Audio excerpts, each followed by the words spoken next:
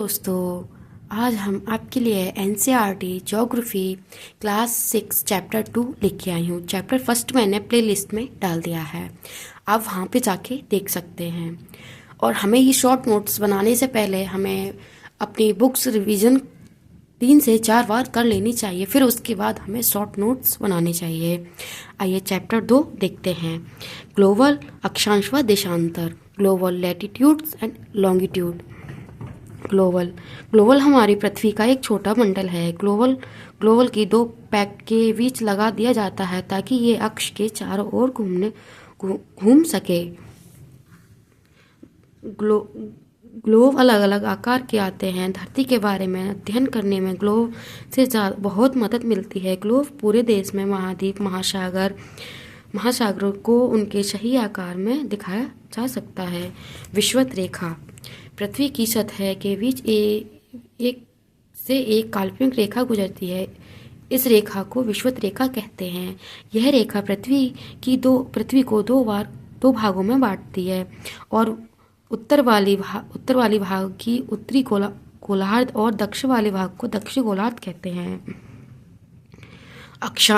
अक्षांश latitude, equator को मिलाकर 181 लाइन है जिसमें अक्षांश रेखा कहते हैं। अक्षांश की डिग्री अंश में मापा जाता है और समांतर रेखा भी कहा जाता है। जैसे कि ये हमारी भूमध्य रेखा है, विषुवत रेखा। इससे ऊपर 23.1.2 डिग्री पे कर्क रेखा और 66.3 डिग्री पे उत्तरी ध्रुव, और यहाँ पे 23.1/2 मकर रेखा और 66.1.2 डिग्री पर दक्षिणी ध्रुव। मकर रेखा कुल 10 देशों से होकर जाती है। ऑस्ट्रेलिया, मेडागास्कर, मोजाम्बिक, दक्षिण Africa, Botswana, Namibia, Brazil, Paraguay, Argentina and Chile.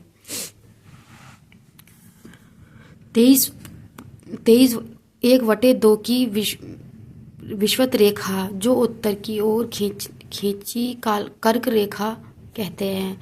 23.1/2 अंश की विषुवत रेखा जो दक्षिण की ओर खींची मकर रेखा को प्रदर्शित करते हैं।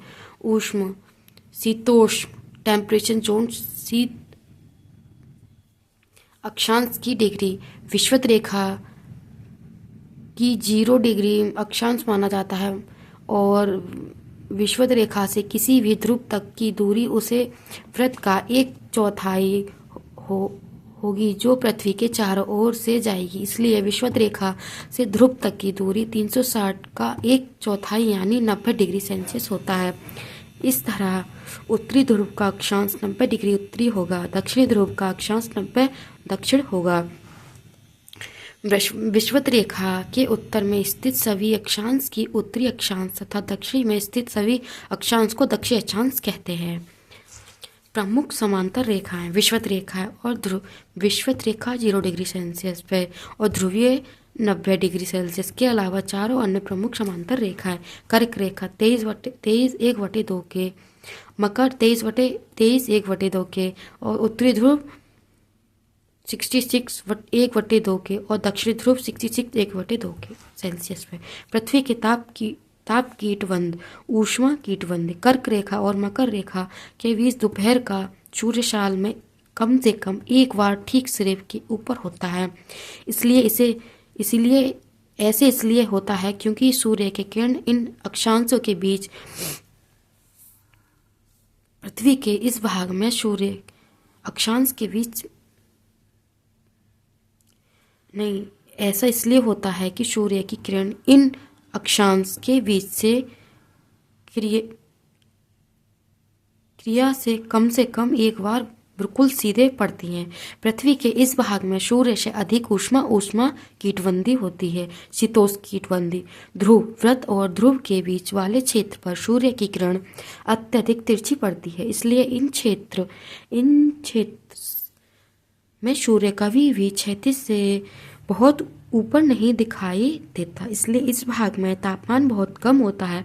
इस भाग की शीत कीटबंदी कहते हैं। देशांतर, एक ध्रुव से दूसरे ध्रुव तक जाने वाली काल्पनिक रेखा देशांतर या देशांतरी यमोत्तर कहते हैं।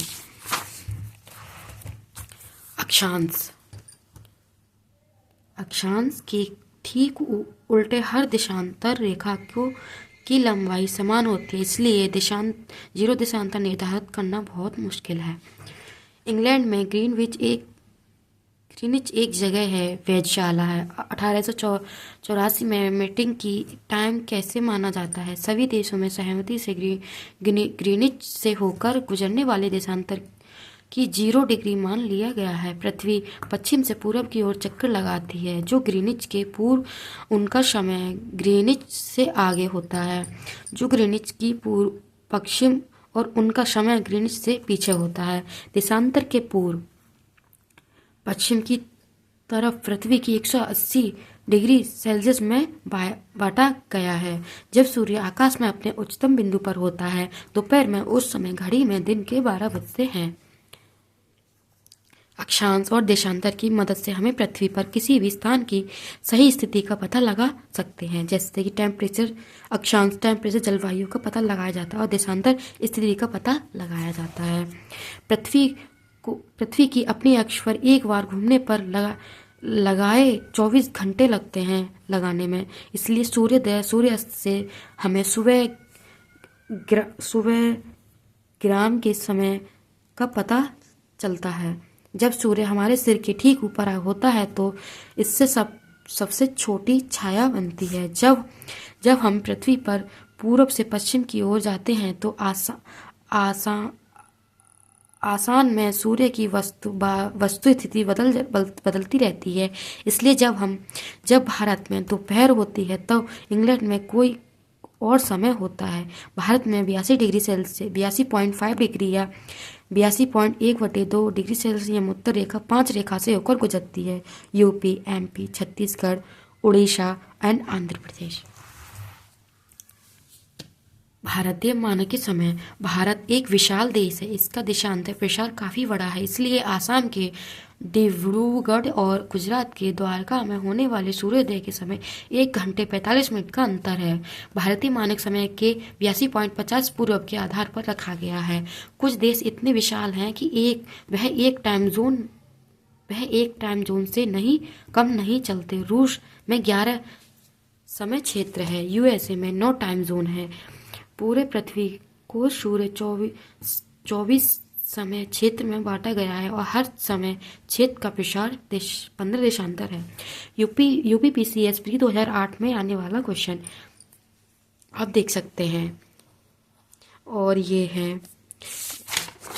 हेलो दोस्तों, आप जैसे कि आपको ये नोट्स कैसे लगे, आप कमेंट, शेयर एंड सब्सक्राइब जरूर कर देना और वीडियो को ज़्यादा से ज़्यादा शेयर करना, जिससे और बच्चों तक ये नोट्स पहुँचे। और आपकी तैयारी कैसी चल रही है, ये कमेंट सेक्शन में ज़रूर बताना। Thank you.